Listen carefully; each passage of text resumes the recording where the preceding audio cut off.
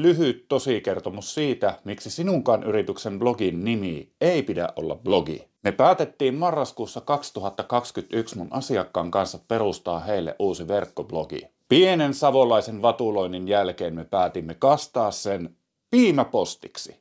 Jo muutaman julkaisun jälkeen ensimmäinen media lainasi piimäpostia omassa jutussaan. Syksyllä 2022 mä sain paikallislehdeltä puhelun. Sisä-Savo teki piimäpostista jutun. Kävin myös paikallisradion haastattelussa kertomassa piimäpostin sisällöstä. Tänä päivänä piimäposti tunnetaan metsäalan piireissä jo laajalti ympäri Suomen. En jaksa uskoa, että mikään näistä asioista olisi ollut mahdollista, jos nimenä olisi ollut blogi. Blogeja on kaikilla, mutta vain yksi voi olla piimäposti. Joten älä missään nimessä tyydy siihen, että annat blogillesi nimen blogi. Anna sille nimi, joka iskee sun yleisöön ja iskee mediaan.